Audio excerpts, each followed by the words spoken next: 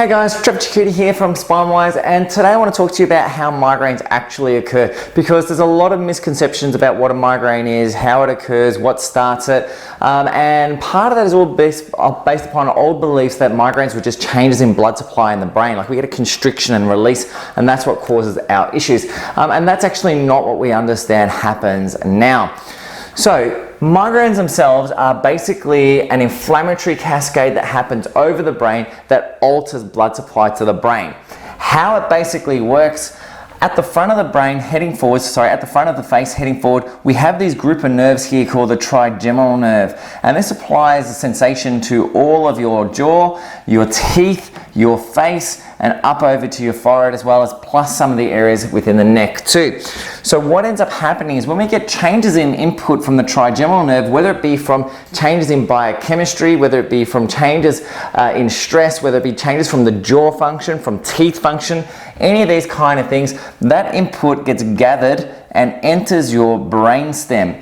When it enters the upper part of your brainstem called your midbrain, which we've already spoken about, but if you haven't seen the stuff, catch up with some of my other vids in our migraine section on that. But when this area gets stimulated, we get an increase in arousal in this area, a stimulation, and this travels up those trigeminal pathways into the brain and affects the blood supply to the brain itself.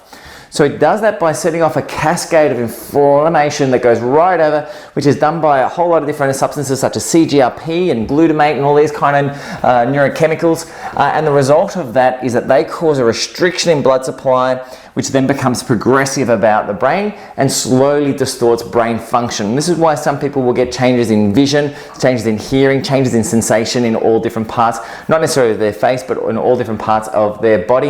And as this area in your brainstem gets wound up, this is where we get our sensory changes from. So we end up with light sensitivity, sound sensitivity, touch sensitivity, all these type of things as well. So this is a basic introduction into what migraines actually are. It's actually changing that trigeminal-vascular pathway, whether it be coming from your neck, your face, your jaw, your eyes, your ears, whatever it is, chemical. But it's changes in this pathway which seem to be the main triggers for what a migraine actually is. Anyway guys, if you have any other questions or want some help, just post up to me, send me a DM, whatever's easier for you. Always happy to help you out in any way, shape or form I can. See you in the next vid. Bye for now.